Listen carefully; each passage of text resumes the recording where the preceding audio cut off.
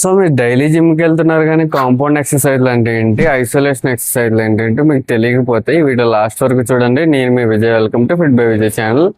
So మనకి compound ఎక్సర్సైజ్లు అంటే ఏంటంటే multiple joints and multiple muscles at a time మనకి యాక్టివేట్ అయినప్పుడు దానికి కాంపౌండ్ ఎక్సర్సైజ్ అంటాం.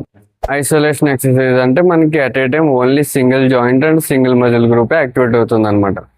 సో మనకి మనం చేసే వర్కౌట్లో కాంపౌండ్ ఎక్సర్సైజ్లు అనేవి ఉండాలా లేకపోతే మొత్తం ఐసోలేషన్ ఎక్సర్సైజ్లు ఉండాలా అని చూద్దాం.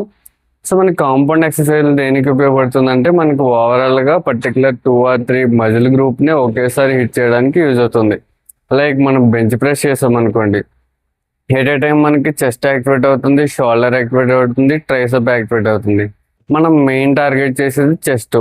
సో దానికి సెకండరీ మజిల్ ఏముంది, ట్రైసెప్ ఉంది. సో మనం ఈ రెండింటిని స్ట్రెంత్ గెయిన్ చేయొచ్చు, అలానే మజిల్ మాస్ కూడా గెయిన్ చేయొచ్చు. సో మరి ఐసోలేషన్ ఎక్సర్సైజ్లు ఎందుకు అంటే, సో మనకి కొంతమందికి మజిల్ ఇంబ్యాలెన్స్ ఉంటుంది. సో ఈ చేయి పెద్దగా ఉంటుంది, ఈ చేయి చిన్నగా ఉంటుంది. సో అలాంటి సింగిల్ మజిల్ని టార్గెట్ చేసి హిట్ చేయడానికి ఐసోలేషన్ ఎక్సర్సైజ్ అనేది చాలా ఉపయోగపడుతుంది. సో మనకి చేసే వర్కౌట్లో మొత్తం కాంపౌండ్ వేరియేషన్ ఉండాలా లేకపోతే మొత్తం ఐసోలేషన్ వేరియేషన్ ఉండాలా అంటే, మనం చేసే దాంట్లో ఒక 3 కాంపౌండ్ వేరియేషన్లో, ఒక 3 ఐసోలేషన్ వేరియేషన్లో, లేకపోతే 2 ఐసోలేషన్ వేరియేషన్లు పెట్టుకుంటే సో మనకి స్ట్రెంత్ గెయిన్ అవుతుంది, మజిల్ మాస్ కూడా గెయిన్ అవుతుంది.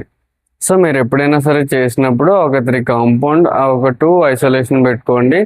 రెస్ట్ టైమింగ్స్ మనకి కాంపౌండ్లో 2 to 3 minutes పెట్టుకోవాలి. ఎందుకంటే మనకి అది సెంట్రల్ నర్వస్ సిస్టమ్తో లింక్ అప్ అయి ఉంటుంది కాబట్టి మనం రెస్ట్ టైమింగ్స్ అనేది ఇవ్వకపోతే మనకి ప్రాబ్లం అయ్యేది ఉంటుంది.